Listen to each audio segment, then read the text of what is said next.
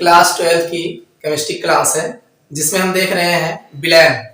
तो विलयन में हमने जो है पिछले लेक्चर्स में जो है मोलर उन्नयन स्थिरांक से आप क्या समझते हैं तथा इस पर हमने आधारित जो है एक न्यूमेरिकल देखे थे।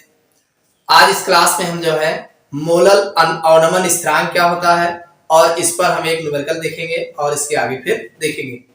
देखिए ये हिंदी मीडियम की केमिस्ट्री क्लास है जिसमें आप अपनी तैयारी जो है यूपी बोर्ड या कोई भी एग्जाम्स की तैयारी अगर आप कर रहे हैं कोई भी बोर्ड एग्जाम्स की, तो आप अपनी तैयारी जो है केमिस्ट्री सब्जेक्ट की कर सकते हैं। सबसे पहले हम बात कर लेते हैं हिमांक क्या होता है। हिमांक किसे कहते हैं, पहले हिमांक देखेंगे। अगर हम बात करें हिमांक क्या होता है तो देखिए हिमांक जो है किसी द्रव यानी विलायक, कोई विलायक है जो द्रव अवस्था में है तो किसी द्रव विलायक का हिमांक वह निश्चित ताप होता है। किसी द्रव या विलायक का हिमांक वह निश्चित ताप होता है। देखिए ताप ही है तो ताप होता है जिस पर किसी द्रव या विलायक की द्रव अवस्था एवं ठोस अवस्था में वाष्प दाब बराबर होता है। भाई जिस पर ठोस अवस्था और द्रव अवस्था दोनों ऐसा ताप जिस पर ठोस अवस्था तथा द्रव अवस्था दोनों का दाब बराबर होता है उसे हम उसका हिमांक कहते हैं। तो वही दिया है किसी द्रव विलायक का हिमांक वह निश्चित ताप होता है जिस पर किसी द्रव या विलायक की द्रव अवस्था एवं ठोस अवस्था में वाष्प दाब बराबर होता है, यानी वाष्प दाब बराबर होता है तो उसे हम हिमांक कहते हैं। अब हम बात करेंगे हिमांक अवनमन क्या होते हैं। अगली हेडिंग है हिमांक का अवनमन।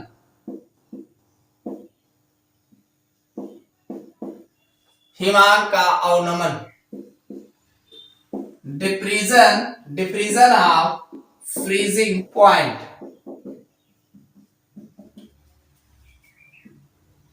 डिप्रीजन ऑफ फ्रीजिंग पॉइंट हिमांक का अवनमन। अगर हम बात करें हिमांक अवनमन की तो किसी विलायक में, जो कोई विलायक है जैसे मान लीजिए जल है तो जल में कोई आवाष्पशील विलय घोल दिया जाए। अगर उसमें हम कोई आवाष्पशील विलय पदार्थ घोलते हैं तो उसका वाष्प दाब कम हो जाता है। फिर जब घोल देते हैं, जैसे विलायक था तो विलायक का मान लीजिए वाष्प दाब कुछ था, अब जब उसमें कोई आवाष्पशील विलय घोल देते हैं तो जो वाष्प दाब था उससे कम हो जाता है। उसका वाष्प दाब जो है विलयन का वाष्प दाब कम हो जाता है तथा परिणाम स्वरूप द्रव का हिमांक भी कम हो जाता है, जिसके कारण द्रव का हिमांक जो होता है वो भी कम हो जाता है, अर्थात वाष्प दाब में अवनमन हो जाता है। यानी वाष्प दाब में अवनमन हो जाता है तो विलयन के हिमांक को घटा देता है। भाई वाष्प दाब का जो अवनमन होता है वो विलयन के हिमांक को घटा देता है। तो अब जैसे अगर आपको निकालना हो हिमांक तो विलयन और विलायक के हिमांकों का अंतर, जो विलयन होता है और दूसरा जो विलायक होता है, और विलायक शुद्ध होता है उसका हिमांक कुछ अलग होगा। अब जब उसमें कुछ मिला दोगे तो उसका हिमांक और घट जाता है। भाई जितना होना चाहिए उससे कम हो जाता है। तो विलयन और विलायक के हिमांकों का दोनों का जो अंतर निकालोगे वो जो है उसके हिमांक अवनमन के बराबर होगा। वही आपका हिमांक अवनमन होगा कि कितना जो है घट गया है। तो इसको निकालने के लिए जो फार्मूला है डेल्टा टी एफ जो है फ्रीजिंग पॉइंट्स है और delta T by delta T दो टेम्परेचर के मध्य जब निकालते हैं उसको डेल्टा लगाते हैं। तो जैसे डेल्टा टी एफ लिखा है ये विलयन का है, जाहिर सी बात है विलयन का जो हिमांक होगा वो सबसे यही अधिक होगा, यानी उसका कम हो जा रहा है तो पहले इसको लिखेंगे और माइनस डेल्टा एफ विलायक, यानी पहले विलायक का हिमांक कितना था वो कितना था, दोनों को जब घटाएंगे तो हमें डेल्टा टी एफ की वैल्यू निकल के आ जाएगी। यानी विलयन का हिमांक क्या था और विलायक का हिमांक क्या है, दोनों को जब घटाएंगे तो हमें डेल्टा टी निकल के आ जाएगा। तो हिमांक अवनमन प्राप्त होगा। इसमें एग्जाम में जो सबसे ज्यादा पूछा जाता है मोलर अवनमन स्थिरांक किसे कहते हैं। तो सबसे पहले जो पूछा जाता है मोलर अवनमन स्थिरांक से आप क्या समझते हैं, ये बहुत इंपॉर्टेंट है, इस पर हम बात करेंगे। मोलर अवनमन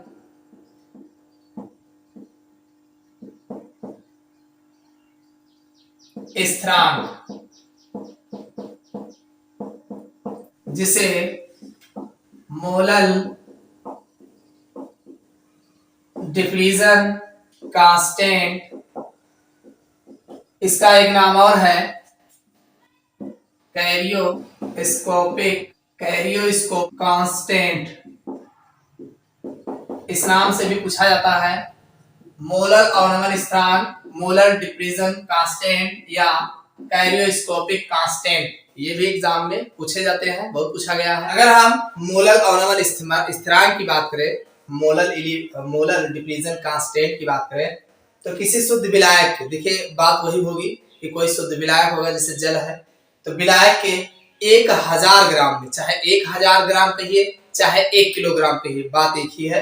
1000 ग्राम में यदि किसी वैद्युत अन अपघट्य का 1 ग्राम अणुला हो, यदि किसी वैद्युत अन अपघट्य का 1 ग्राम अणुला हो, तो उसके हिमांक में जो अवनमन होगा, उसके हिमांक में जो अवनमन होगा उसे मोलर अवनमन स्थिरांक कहते हैं। उसे उस विलायक का, चूंकि विलायक में मिला रहे हो तो उस विलायक का मोलर अवनमन स्थिरांक कहते हैं, जिसे डेल्टा टीएफ, देखिए मोलर अवनमन स्थिरांक का जो फार्मूला आपको मिलेगा, डेल्टा टीएफ बराबर 1000 केएफ गुणे डब्ल्यू, स्मॉल डब्ल्यू होगा बटे एम गुणे कैपिटल डब्ल्यू। इसमें अगर आप देखें तो जो आपका जहां के एफ जो है मोलर अवनमन स्थिरांक है, मोलर अवनमन स्थिरांक है, ये जो आपका के एफ लिखा है ये मोलर अवनमन स्थिरांक है, और स्मॉल डब्ल्यू है विलय की मात्रा, और आपका जो कैपिटल स्मॉल एम है विलय का अणुभार, विलय पदार्थ का अणुभार होगा, और जो कैपिटल डब्ल्यू लिखा है विलायक का भार, चूंकि ये ग्राम में लिया गया है, यहाँ पे जब ग्राम लोगे तब ये 1000 ऊपर रखा गया है। और जहां डेल्टा टीएफ जो दिया गया है ये हिमांक अवनमन है, हिमांक अवनमन, हिमांक अवनमन कहा जाता है। ये आपका मोलर अवनमन स्थिरांक कहलाते हैं। इसमें अगर आप देखा जाए, देखिए जो हिमांक में अवनमन होता है डेल्टा टीएफ, एफ जो है फ्रीजिंग पॉइंट है, डेल्टा टीएफ जो होता है वो समानुपाती होता है एम। एम आप जानते हैं, एम जो है मोललता होती है, मोललता, और मोललता बराबर आप जानते हैं डब्ल्यू अपान एम गुणे कैपिटल डब्ल्यू, वो भी किलोग्राम में, ये किलोग्राम में होगा। अगर आप इसको ग्राम में लेते हैं तो ऊपर जो है 1000 से गुणा करा दिया जाएगा, तब ये आपका ये मोललता है। तो यहाँ पे जो एम लिखा गया है ये मोललता है, इसको आप डेल्टा टीएफ, इसको आप समानुपाती हटाओगे तो यहाँ पे आप कोई कांस्टेंट रखोगे। अब चूंकि ये फ्रीजिंग के लिए है तो ये आपका एफ होगा, और एम की वैल्यू आप देख ही रहे हैं, ये आपका एम रहेगा। एम की वैल्यू अगर आप रखते हैं तो केएफ बराबर, केएफ जो होगा ये आपका आ जाएगा गुणे 1000 और गुणे स्मॉल डब्ल्यू, ये आपका आ जाएगा, और बटे में एम गुणे कैपिटल डब्ल्यू। तो ये आपका इतना निकल के डेल्टा टीएफ की वैल्यू आ जाएगी, और यही आपका डेल्टा टीएफ जो है यहाँ पे रखा गया। तो देखिए इसमें कुछ याद रखने वाली बात नहीं है, बस ये जो है डेल्टा टीएफ जो होगा समानुपाती एम को होगा। एम क्या है, मोललता है, मोललिटी इसे बोलते हैं, और ये मोललता जो है, अब समानुपाती हटाओगे तो कोई ना कोई कांस्टेंट रखोगे, तो चूंकि फ्रीजिंग पॉइंट का है जिसलिए एफ रख लगाएंगे केएफ, और इसी पे इसको रख देंगे तो ये हमारा फार्मूला निकल के आ जाएगा। देखिए अगर आप हिमांक अवनमन विधि द्वारा जो है अगर अणुभार निकालना चाहे, अवनमन विधि द्वारा अगर आपको अणुभार निकालना हो, एम निकालना हो, तो देखिए अगर यहाँ पे आप एम अणुभार ज्ञात करना चाहते हैं, अणुभार, तो एम बराबर, अगर हम एम बराबर लिखेंगे तो यहाँ आ जाएगा, तो ये केएफ ये 1000 रहेगा ही रहेगा, ये स्मॉल डब्ल्यू हो जाएगा, और ये डेल्टा टीएफ हो जाएगा, और ये कैपिटल डब्ल्यू आ जाएगा। तो इस तरीके से हिमांक अवनमन विधि द्वारा जो है पदार्थ का अणुभार जो है ज्ञात किया जा सकता है। तो ये आपका हिमांक अवनमन विधि द्वारा पदार्थ का अणुभार निकाला जा सकता है। अगर मोलर अवनमन स्थिरांक की इकाई की बात करें, इकाई मोलल अवनमन स्थिरांक की इकाई, इकाई मीन्स यूनिट। अगर इसकी यूनिट की बात करें तो इसकी यूनिट जो होती है केल्विन प्रति मोललता, केल्विन प्रति मोललता, kelvin molality inverse, kelvin molality inverse. ये आप लिख सकते हैं केल्विन